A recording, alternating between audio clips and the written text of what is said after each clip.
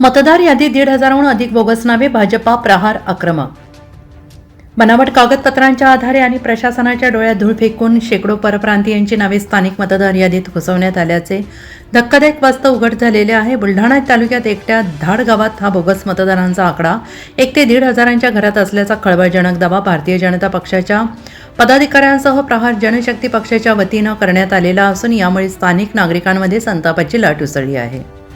जोपर्यंत मतदार यादीतून बोगस नावे काढली जात नाही तोपर्यंत निवडणुका घेऊ नका, अन्यथा आम्ही मतदानावर बहिष्कार टाकू, असा आक्रमक पवित्रा धाडवासियांनी घेतलेला आहे. भारतीय जनता पक्ष आणि प्रहार जनशक्ती पक्षाच्या शिष्टमंडळाने जिल्हाधिकारी डॉक्टर किरण पाटील यांची भेट घेऊन त्यांना निवेदन आणि कागदपत्रांचे पुरावे सादर केलेत आणि त्यानुसार या रॅकेटचे धागेदोरे थेट आसाम राज्यापर्यंत पोहोचल्याचं दिसून आलेलं आहे. आज आम्ही भारतीय जनता पार्टीचे सर्व कार्यकर्ते या ठिकाणी जिल्हाधिकारी साहेबांना निवेदन दिलेलं आहे, ज्यामध्ये बांगलादेशी रोहिंगे हे आपल्या देशामध्ये वेगवेगळ्या प्रकारे जी घुसखोरी करत आहे आणि सर्वप्रथम ते आसाममध्ये त्यांचं कुठे डॉक्युमेंट्स बनवतात, त्या आधारावर उत्तर प्रदेशमध्ये बनवतात, मुंबईला बनवतात आणि असे रूट करून ते खेड्यापाड्यांमध्ये इथपर्यंत पोहोचलेले आहे. म्हणजे त्यांनी आपली भाषासुद्धा या ठिकाणी शिकलेली आहे आणि जी आपण आता मतदार पडताळणी जी चालू होणार आहे त्यामध्ये प्रत्यक्ष त्यांच्या घरी जाऊन ते लोक त्या ठिकाणी कसे आले याची माहितीसुद्धा प्रशासनाने घेण्याची आवश्यकता आहे. अशाच प्रकारचे प्रकार हा धाडमध्ये, देवघाटमध्ये आणि भरपूरशा ठिकाणी या प्रकारचे लोक आढळून आलेले आहेत. त्याचे काही पुरावेसुद्धा या ठिकाणी आम्ही सादर केलेले आहे.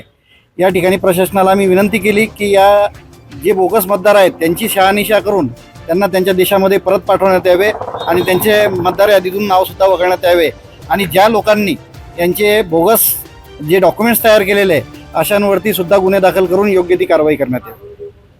आज जिल्हाधिकारी साहेबांना भेटून आम्ही सर्वांनी मतदान यादीमध्ये बांगलादेशी रोहिंगे यांचे जे मतदान बोगस प्रकारे मतदान यादीमध्ये समाविष्ट करण्यात आलेलं आहे. धाड या ठिकाणी वास्तव्यास येऊन त्यांनी प्रथम तलाठी, ग्रामपंचायत या ठिकाणी बोगस रेकॉर्ड तयार करून त्यानुसार रेशन कार्ड मिळवलं आणि रेशन कार्ड नंतर मतदान यादीमध्ये नाव बोगसरित्या समाविष्ट केलेलं आहे. अशा प्रकारचे बरेच मतदार या धाड, देऊळघाट अशा गावांमध्ये सापडतील. आम्ही त्याबाबत पुरावा देण्यासाठी एक मोनुजा खातून नावाच्या महिलेचं, की जिचं नाव सुरुवातीला आसामच्या मतदान यादीमध्ये होतं, त्यानंतर तिचं नाव उत्तर प्रदेशच्या मतदान यादीमध्ये सुद्धा आहे आणि आता तिचं नाव धाडच्या मतदान यादीमध्ये सुद्धा समाविष्ट करण्यात आलेलं आहे.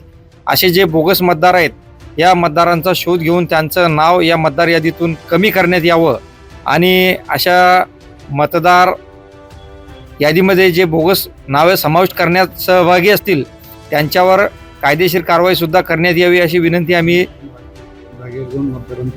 आणि जागेवर जाऊन मतदारांची पडताळणीसुद्धा करण्यात यावी अशी विनंती आम्ही आज कलेक्टर महोदयांना केलेली आहे आणि कलेक्टर साहेबांनी आम्हाला त्याबाबत शाश्वत असं आश्वासन दिलेलं आहे आणि एक योग्य टीम त्या ठिकाणी पाठवून आम्ही त्या गोष्टीचा शहानिशा करून असे बोगस मतदार यादीतून काढून टाकू असं त्यांनी आम्हाला आश्वासन दिलेलं आहे.